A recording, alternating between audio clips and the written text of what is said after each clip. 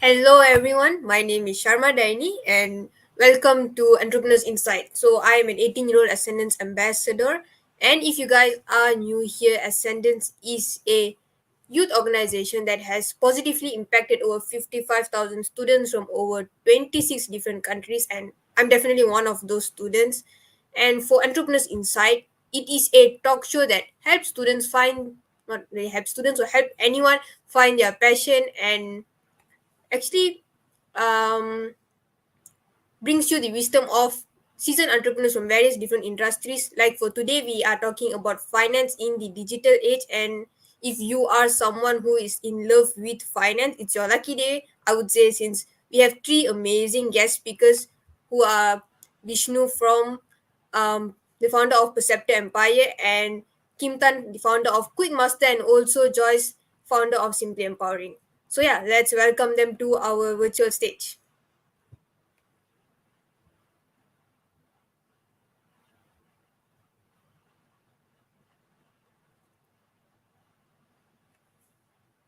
Hello, Vishnu, Joyce, and Kim Tan.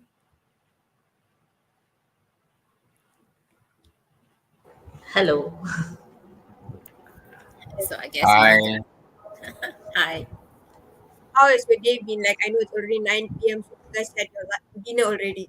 I'm getting lunch, but okay. Yes, I've had my dinner. Just finished meeting. Still in the office. This one, Joyce understand most. Yes. Definitely that one I understand. Okay, we shall have our dinner after this. And let's start off with a very fun icebreaker session, which is there's one question which I find very interesting is what's your favorite memory about money from your childhood? It could be anything. Like for me, I would save up money to buy like an expensive coffee every month. Okay. Hmm. I think personally for me was if you say childhood, I was obsessed with stationaries, collecting stationaries, just Okay. different kind of pencils and things like that, and colors and all. So I will usually save up money in order to buy those.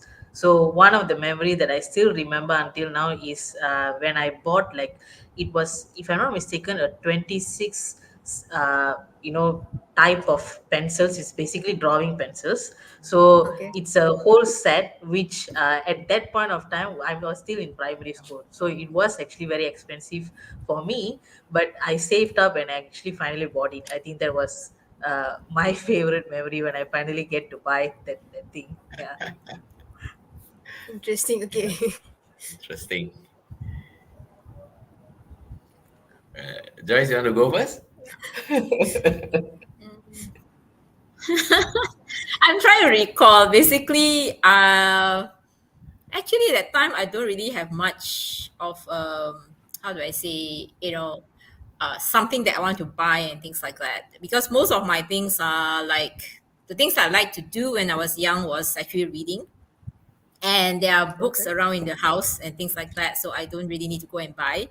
Hmm. And so sometimes when you get like a book price and then you go to the bookstore and buy. So basically I didn't really need to buy any books, but I get a lot of books to read at different genre because my brother reads something, my father reads something else. So it's like there's so many other things. So I don't really recall, but I do save up my money, but I don't know where it went.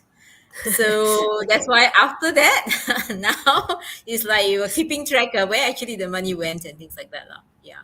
Okay. Yeah, books Hmm. definitely. Yeah. Uh, I'm also trying to recall.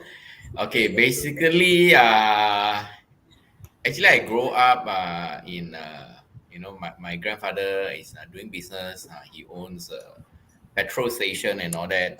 So, on the, from other people point of view, people, those times, people who own a petrol stations are rich and all that. But frankly speaking, I didn't feel that because I always short of money and all that. I do spend a lot, by the way, because I don't have that to spend. So basically, I think one thing I can remember is I kept all my ang pao money.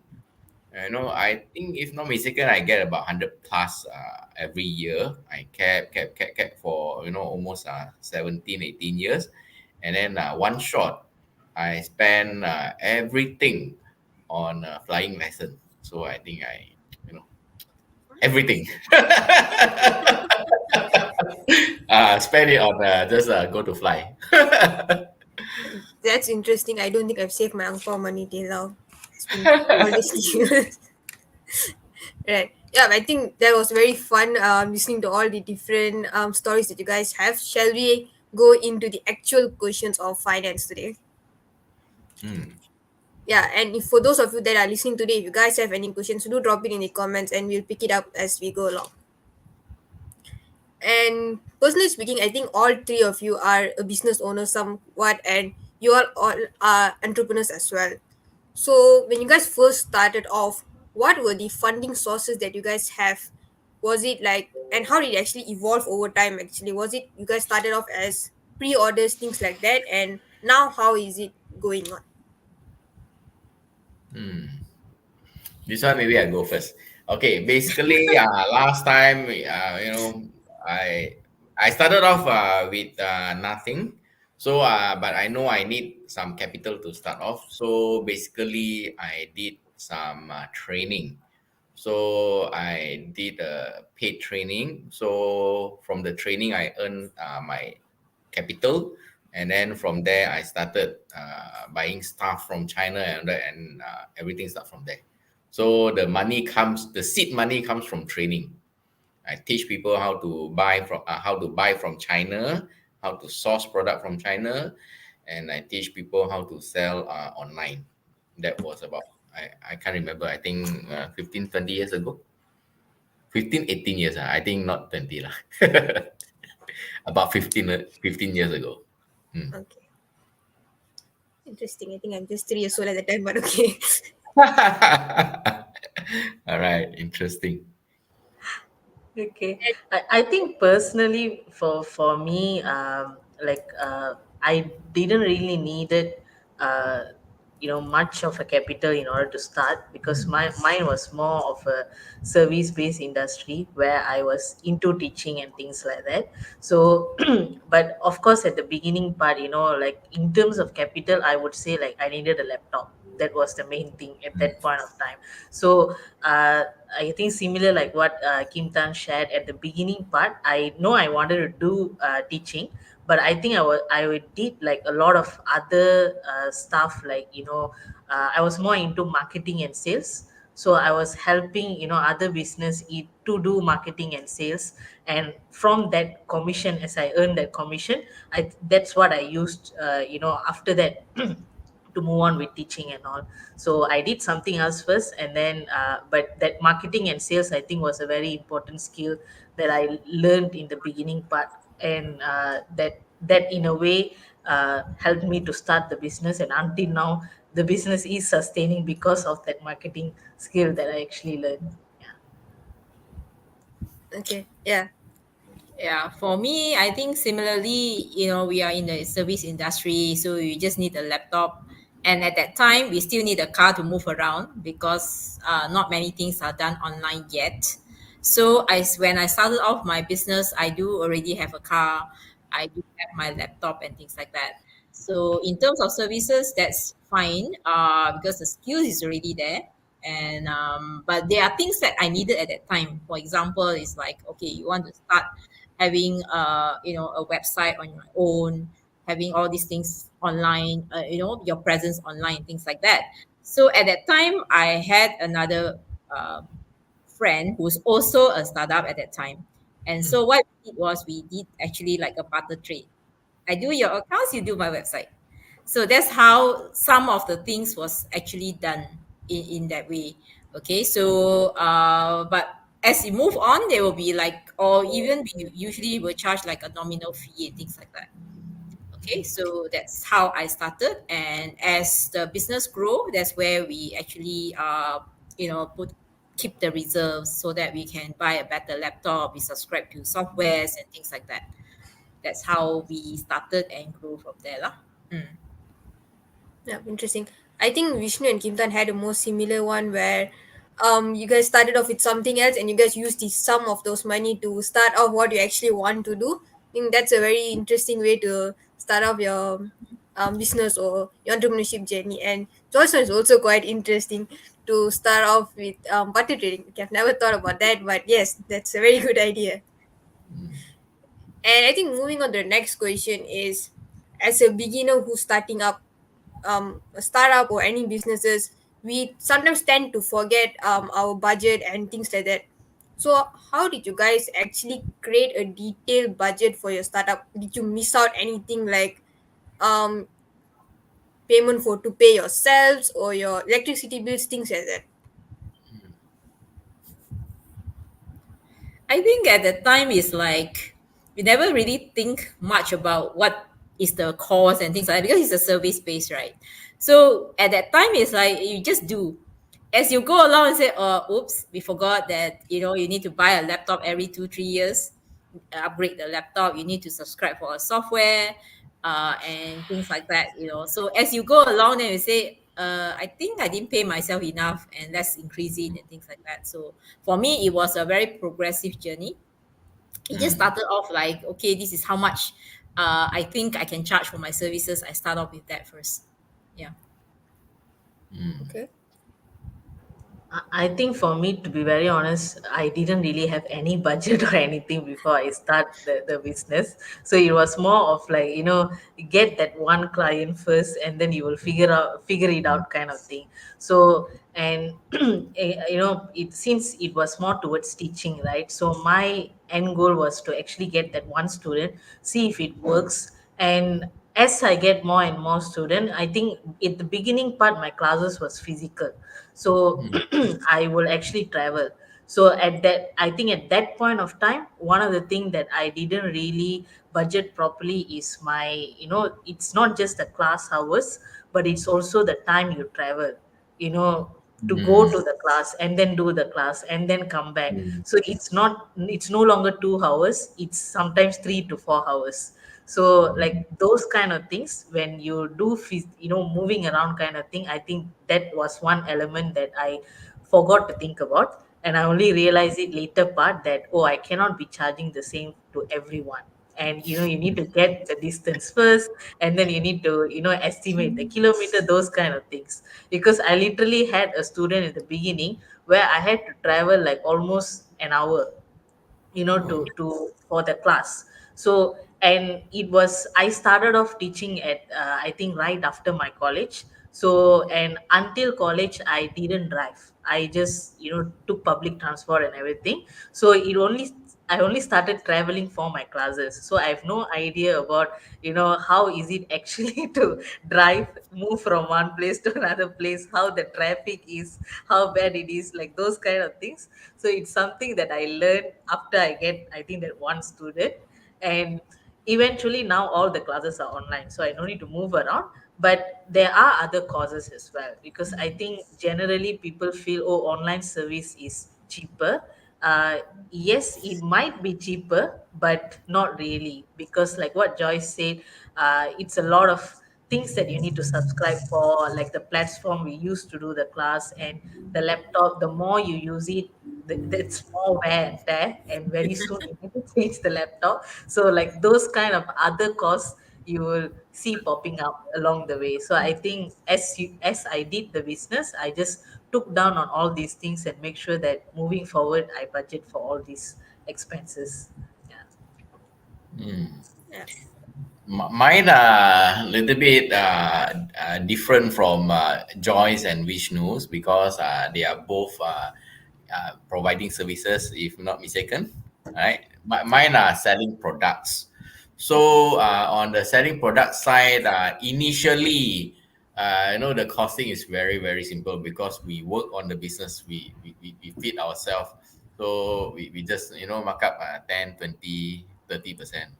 Initially that was the simple because our calculation is very simple. Or as long as I can feed myself every month, that is good enough. That was a beginning in the beginning. Then slowly, when the business grow, then only you start to realize, hey, I want to employ people. I want to get someone to help out. Then, that 10-20% is not even enough to pay the salary. Okay. Then after that, a lot of online businesses, they are operating from home. So they forgot to take into consideration rental, warehousing, workers, packing, shipping, and later on when you grow further, you need to do, you do your initially you do all your sales and marketing, then you need to engage designers, copywriters, advertisers, accounts, everything. So when everything starts to when your team and your business starts to grow, then you realize that, oh, actually the real cost of doing, and then some more income tax and all that, right? Okay, then once everything grows, then only you start to realize, wow, okay, the cost of doing business is actually quite a lot. So basically, all these for the startup, better take uh, Joyce advice and take all this into consideration. Joyce should know better. She sees a lot of business. I think. Yeah, but sometimes in the beginning it's like you like you said, Kim Tan, if you put everything in there, you probably sometimes won't start because the cost is like too much to Oh handle and yeah, things like true that. also, true So also. you just need to start off, like Vishnu said, just start off with one, and you will somehow figure out how to increase your fees later, how to do it better, and things like that. So I think the point here is actually just to start that one or two or True also. three, and Mm. and from there you just grow and you figure out the way. I think Kim Tan, on your side, you actually figure out the way how to have your business as big as it is now. You have grown it so much compared to the first time I saw you in the old place. uh, Yeah, but I think it's true that we should just start off first, because I think when I first started off my merchandising startup, I would give off the delivery charges for free, which means my wow. company would take they would buy products from me, but I would ship it out for free because I thought I was charging overpriced. And then I was like, wait, I don't get enough money though. So yeah, that's one way to learn, I guess. Although I lost a lot Yeah. of money, but I okay. think all startup sellers feel the same. Are we Yes. overcharging or Yeah. not? Yes. Right? Yes, that's very true. I think in the beginning you will feel that you are, am I overcharging? And then along some way you will realize, hey, I'm not getting paid enough. So Yes. Exactly, exactly. you will definitely feel that at one point of time. Yeah. Yes, very true. Yeah. And speaking about our incomes and our expenses and stuff, what were the softwares you guys use in the initial stage to actually track your revenue and your expenses? And now that you have grown into a larger company, what are you guys using now? Like spreadsheet, QuickBooks, or I think as app as simple as Money Manager?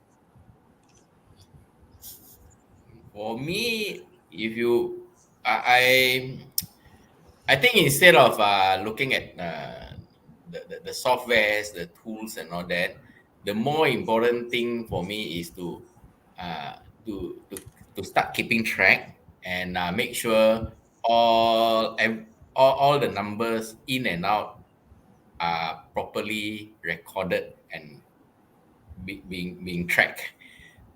So you can use any tools, Excel, whatever it is. Just make sure all the numbers are properly tracked. That's it. So the rest of it, is just tools.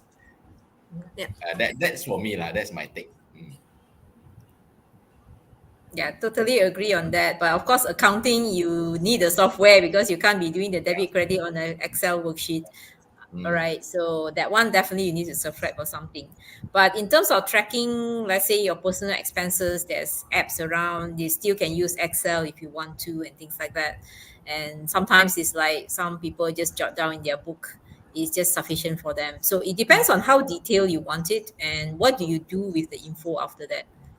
Some people very simple. They just say, I transfer this amount of money into my bank account. I just use within that month. I just finish up this one. It's fine, and they don't track what they spend on. They just manage within that amount. So it can be as simple as that. Yeah. I think for me, at the beginning part, when I started off my business startup and all these things, I was more convenient with just using Google Sheet.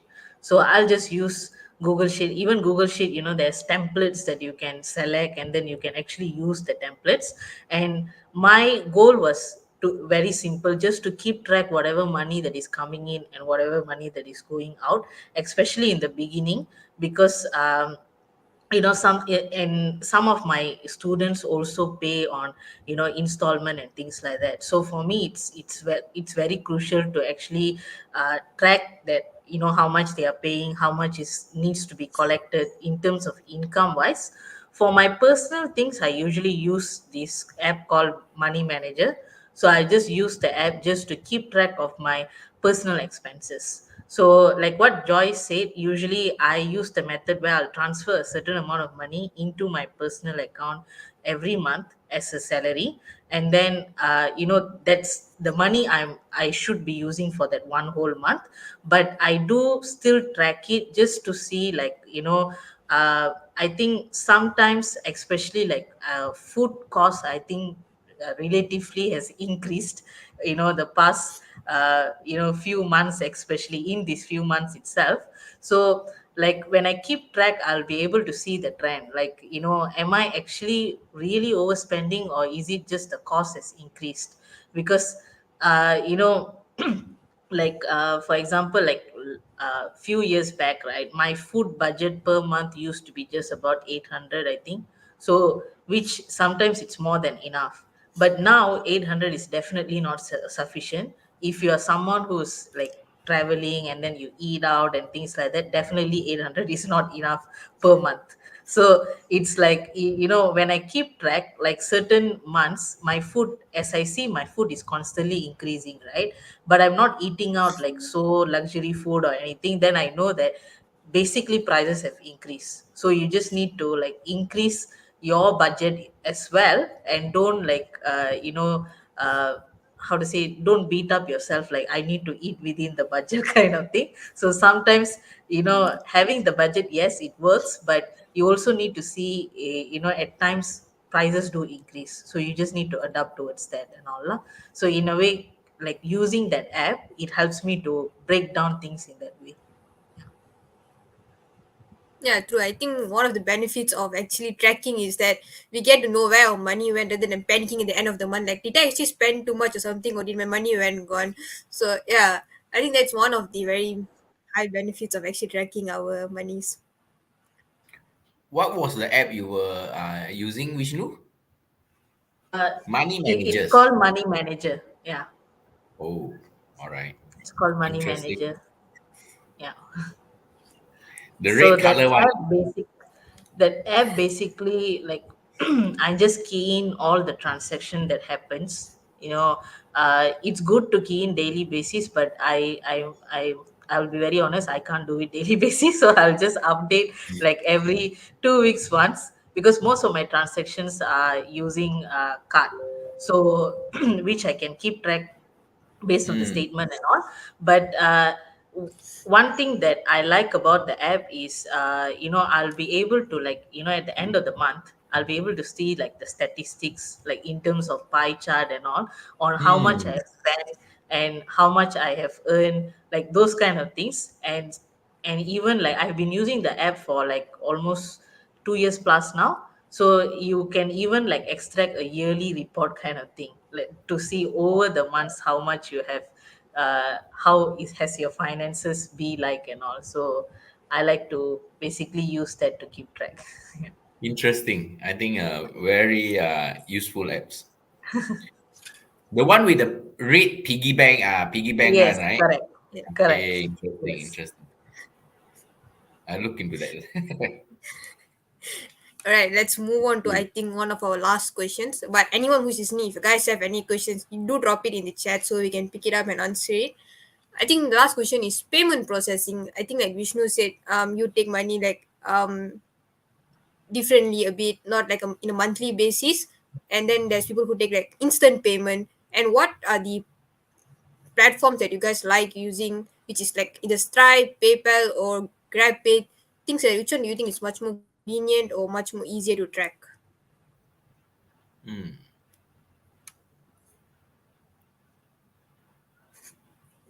Joyce, you want to go first? Mine is very basic. I definitely prefer bank transfer because there's no fees. All other platform have fees. So, but for I think bank transfers is convenient. Not say convenient. I mean, it is the least costly one, but it has its disadvantage because, like certain customers, like Vishnu said, there is like regular payments. So you cannot. It's worthwhile to spend a bit of money to not having to call the client for it. It's like you have to go and chase the client for it. I'd rather that I pay a bit of money, but the money keep coming in. That's one. So things like I think there are a lot of platform that does this kind of. They do auto debit. They call it, and then you don't need to go and chase your client for payments and things like that. So I have used those as well. Stripe is one of them, and I think there's some other locals one which I have not tried before. But all this comes with a bit of a fee lah. So it become part of our business cost. So think of that when you charge your client, because the amount that you receive is much lesser, and sometimes can be very much lesser than what you. Okay, so that's the thing. But it does not say complicate, but it does how do I say, in terms of the accounting part, it does add on additional things that you need to do, because it's like a different platform will give you different kind of reports, and you need to update the accounts accordingly and things like that. So it does can be quite challenging in that sense lah, in terms of that, the new things. But it is definitely here to stay. Everybody's doing online now, so we just need to adapt and learn how to use it. Then after a while, you find that it's very convenient. That's how, in my experience, that's how it is. Yeah. Okay, back to you.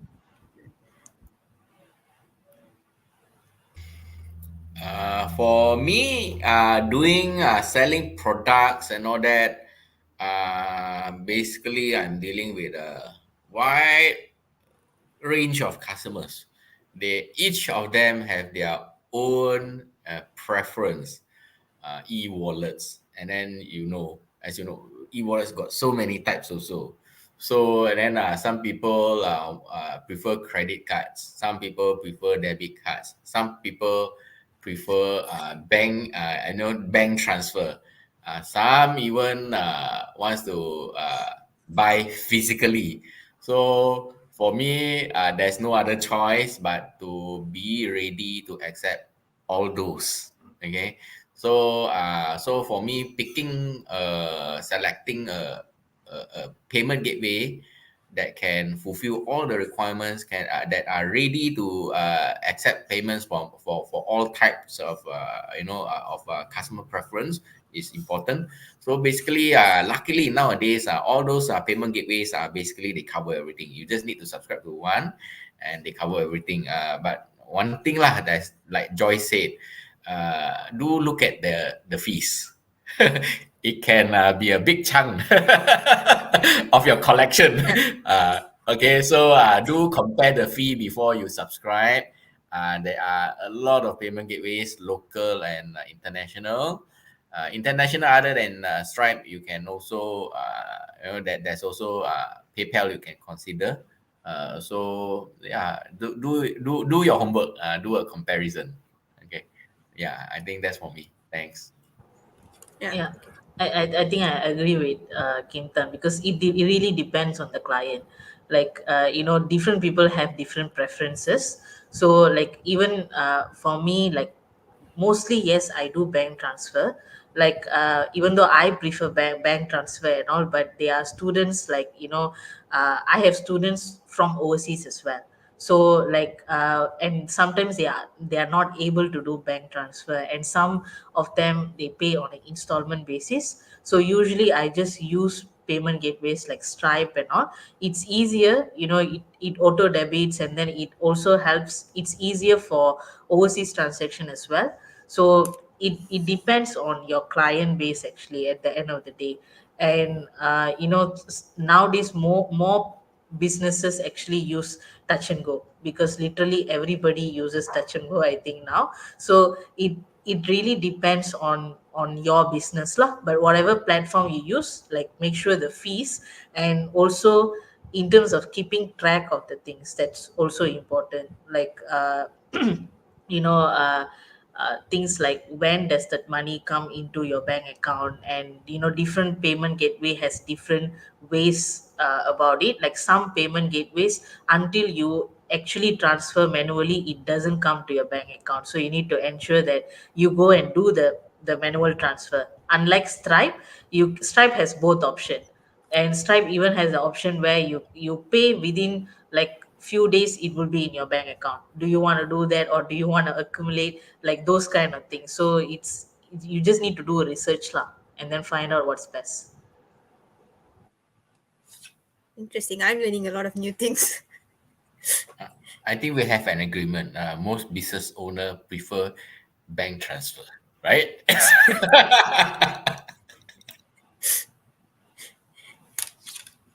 Yeah, I think we have one question in the chat box, which is, what's your advice to anyone who just started their startup?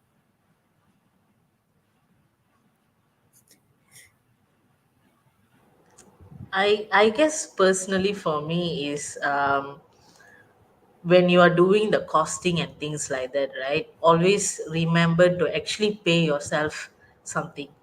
Like at the beginning part, you might be the one who's doing everything. And it might seem like, oh, I know no need a designer, I no need a marketing person, I can do everything and things like that. But sometimes, you forget to factor in that your time is also, value, and you forgot to actually pay yourself. A lot of times we do, like we just put a certain markup, and then we, as long as I make money, I'm fine. But you will only realize that after paying for all the expenses, you might not have enough. So at the beginning part, I think, even if you're not okay to pay you so much, pay yourself so much, but at least allocate a very small portion, and eventually you can increase it over time. So I think that's something, like even for me at the beginning part, because mine is service based, right? And Yeah. I think when it's service based, is always a challenge on how much you want to charge your client. And then I was not comfortable to actually charge whatever the market price was. So when I'm not comfortable, I know I won't be able to get the clients and all. So I went in with whatever that I'm comfortable, even though I know that this is not actually the market rate and all. But over the time, I realized that the more time I spend on doing my work, right, I realized I actually need to pay myself more. And I slowly started increasing the fees and things like that. So I think at the beginning part, do factor in that thing, that how much, if you were to hire someone, right, you need to pay them. If and now you don't have that person, you are doing it everything by yourself, so how much would you like to pay yourself? I think that's a question that you would want to ask. Yeah. Okay. Yeah, I think I can't agree more to what Vishnu just advised. Yes, do separate your profit and your pay. Don't mix it up. Don't trade the profit as your pay. So separate that one. That's one thing. And then other than that, do take into consideration the costing and all the known costing to you. Just take that into consideration. Of course, the one unknown one, I mean, you don't know lah. You have no choice. But known one, do take into consideration. Then from there only you calculate the profit. So in term of startup, I think that's a basic one. Let's go with that. Yeah, thanks. Yeah, thank you. Yeah, I think I just want to add one last thing. A lot of times, even for me in the beginning, will be like, it's enough for me to spend on a monthly basis and things like that, forgetting that I need to later pay for my car road tax insurance.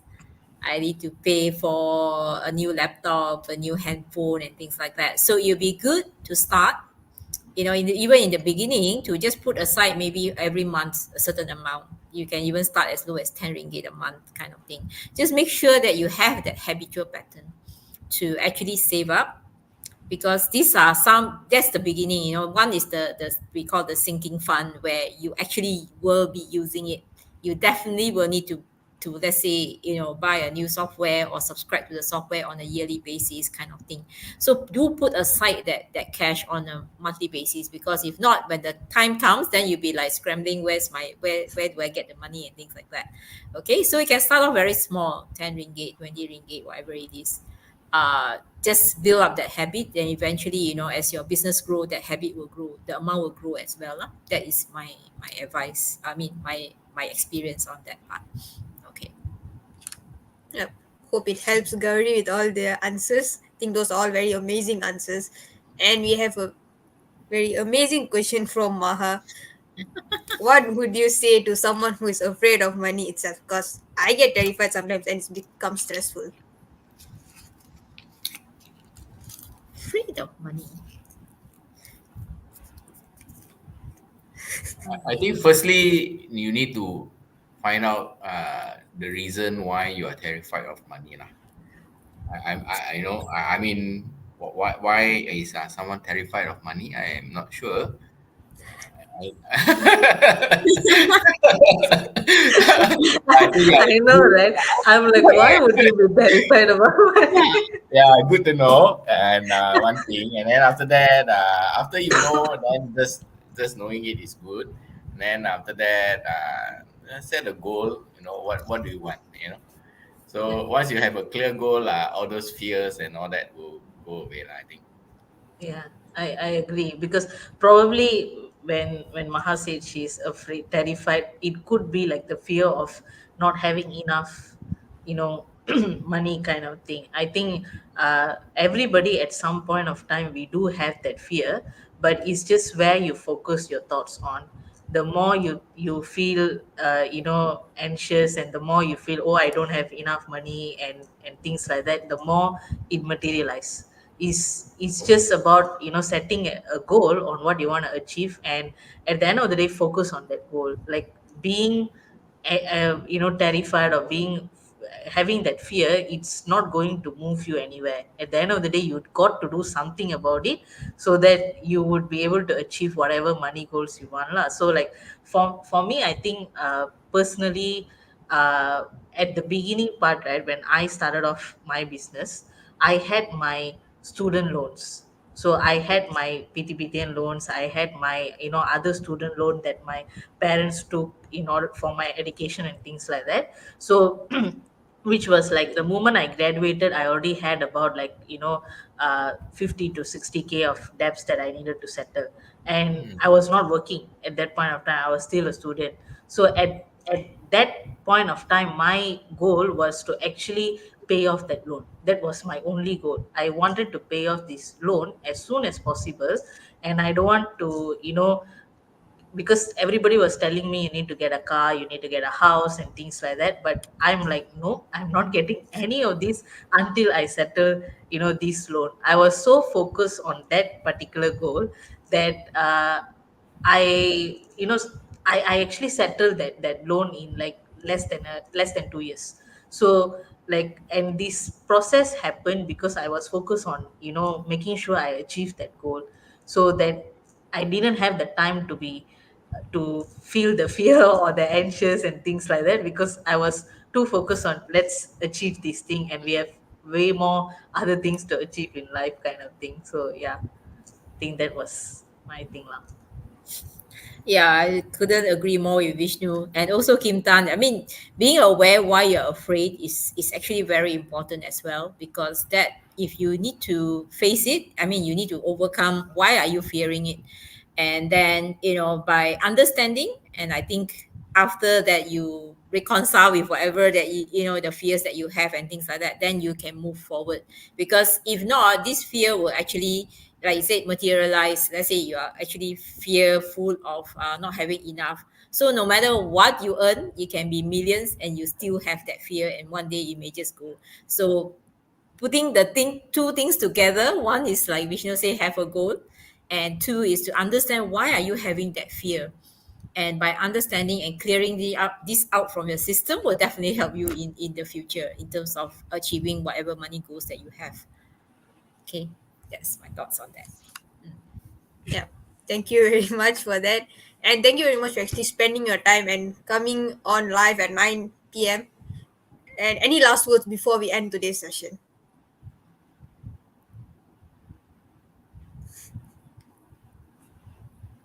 I think it's more on uh, earn the money and enjoy spending the money. Okay. I see. I agree, right? It's not just about saving the money, but it's also spending that money in whatever things that you want to experience.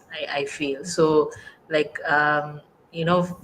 especially like from my family background and all, right? Like nobody has traveled like out of Malaysia in my family. No one.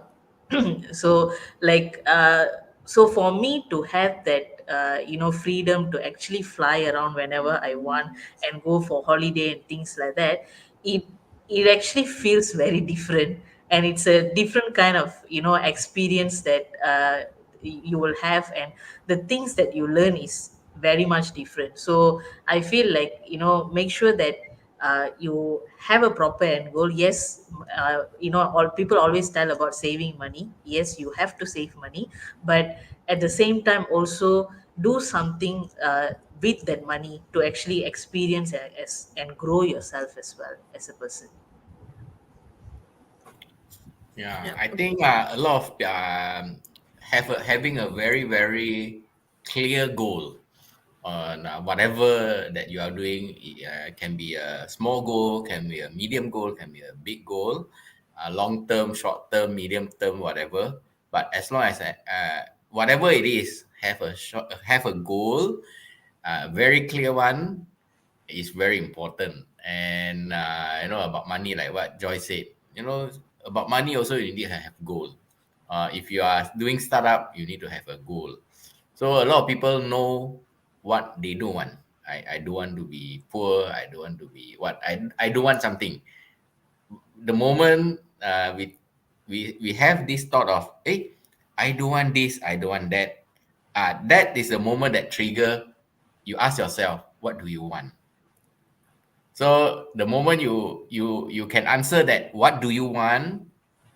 Then just go for it. That's it. Simple. You'll be surprised. Many people just cannot answer that. What do you want? That question. Yeah. I shall go back and ask Including myself, what myself. do I want? Actually, me also used to think that way, but I train myself to have a very clear goal on each and everything that I do, so everything becomes simpler and clearer for me. Yeah, thank you. Yeah.